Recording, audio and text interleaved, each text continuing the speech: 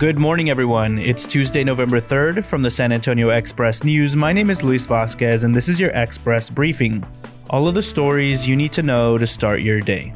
You can expect sunny skies and a high of 80 degrees in San Antonio today.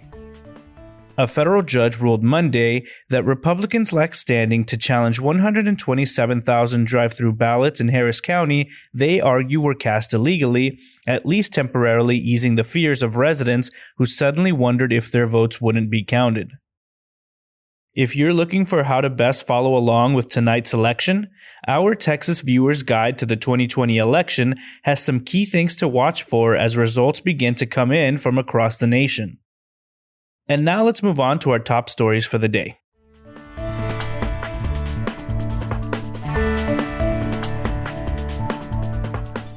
The historic Alamo was at the center of unrest in June amid protests following the May 25th death of George Floyd while in the custody of Minneapolis police and clashes between demonstrators and police backed by Texas Guardsmen. Today, the city will add additional barricades and fencing around Alamo Plaza as a security precaution for the week, according to a city spokeswoman. But the Alamo will remain accessible during the day. H&M and other stores in Alamo Plaza have boarded up their windows also as a precaution. Scott Huddleston's latest story takes a look at what's happening around San Antonio's most famous landmark ahead of the election. Across El Paso, the coronavirus is breaking records every day, claiming jobs and hundreds of lives, numbers that keep accelerating as the virus spreads. A border city that was always vulnerable but largely spared during the summer surge in Texas is now facing its wrath. COVID-19 is ripping through families and upending El Paso life in lasting ways. "We are in a crisis situation," said Dr. Allison Days, president of the El Paso County Medical Society and a member of the city's COVID-19 task force. "That's because we're surging in a way that we haven't had, and we're using up all our resources we haven't had to use up to this point." Sylvia Foster-Frau has this update from the border city, where hospitalizations have been increased by more than 300% in the last 4 weeks.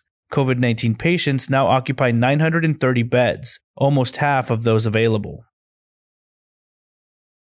On the eve of an election that could transform the makeup of the Texas House, San Antonio leaders laid out plans to push state lawmakers to make it easier for the city to discipline police officers, bolster local officials' authority to respond to the coronavirus pandemic, and expand Medicaid for the city's low-income residents.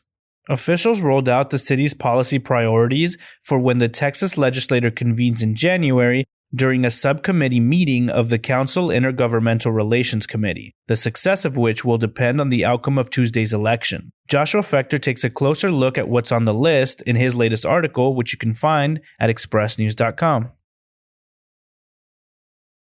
Columnist Elena Ayala writes, quote, "Whatever happens, let's pray that, overall, the United States conducts a free, fair election and that candidates, campaigns, and voters accept the results no matter the outcome." In Bexar County, almost 595,000 people voted early, not including mailed ballots. After today's totals, the final numbers may reach 828,000 voters, a 38% increase from 2016. Longtime poll worker Susan Ives offered more good news from her vantage point at Lions Field. Though masks weren't required, most voters wore them and followed social distancing protocols. You can read her advice for safely and easily casting a ballot in Ayala's latest column.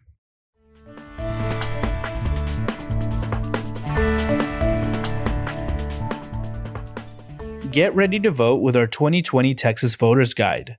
Our comprehensive survey of the candidates and key national, state, and local races, along with voting facts, help you get ready to cast your vote.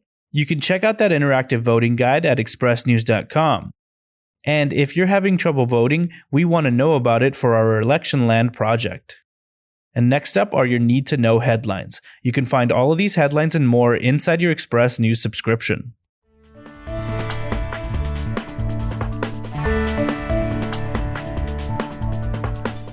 San Antonio officials reported Monday that the weekly positivity rate for the coronavirus rose by nearly a percentage point over the past week, continuing its gradual creep upward over the past month. President Donald Trump on Monday denied that the FBI was investigating an incident Friday in which his supporters swarmed and followed a Biden campaign bus in Texas, contradicting a statement from the agency. H-E-B has reinstated its purchasing limits for paper products, including toilet paper and paper towels. Nearly 30 people waving signs gathered on San Antonio's west side on Monday to speak out against the San Antonio Housing Authority's proposed demolition of the city's oldest public housing complex. Election Day is here. If the Express News editorial board's recommendations inspire or remind you to vote, that's great. If they inspire you to do your own research and settle on different candidates, that's also great. Please vote. And thank those brave poll workers. Track the results of the 2020 election with our live results page tonight. You can also get the latest news about the presidential and local elections in our app. Click the link in this episode's description to download it for iOS and Android. Whether Texas stays red or turns blue this year, it will come down to the voters in 6 key areas. More human remains, possibly those of a man missing since July, were found Monday in southeast Bexar County. President Donald Trump continued to hammer former Vice President Joe Biden over his stance on climate change Monday, with polls showing tight races in the oil and gas states of Texas and Pennsylvania, one day ahead of the presidential election. The Life Change Center helps people overcome drug addiction and learn skills such as carpentry, plumbing, and roofing in their handyman project. You can read more about the faith-based nonprofit headquartered in Boerne at expressnews.com. The Hoppy Monk is working with community labs to regularly test the Far North Side Pub's employees for COVID-19. About 40 workers will be tested every 2 weeks, according to General Manager Amanda Casas. A Midland-based energy company is planning the first phase of a $74 million corporate campus just north of the Rim Shopping Center, according to regulatory filings. Although natural gas prices will be lower than last winter, consumers can expect to pay more for heating in the coming months as they work and study from home during the coronavirus pandemic. The economic fallout from the COVID-19 pandemic is suppressing oil demand to such a degree that some energy analysts are questioning whether it will accelerate society's transition from the fossil fuel.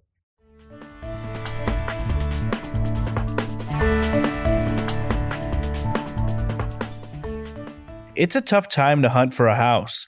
San Antonio residents may want to take advantage of low mortgage rates, spread out in extra space, or move somewhere new if they're able to permanently work remotely. But with fewer listings hitting the market, they're dealing with a shortage of available properties, particularly at low prices. And the supply squeeze is unlikely to ease, at least in the near future, said Jim Gaines, chief economist at the Real Estate Center at Texas A&M University. Madison Eisler breaks down the situation in this week's Skyline column.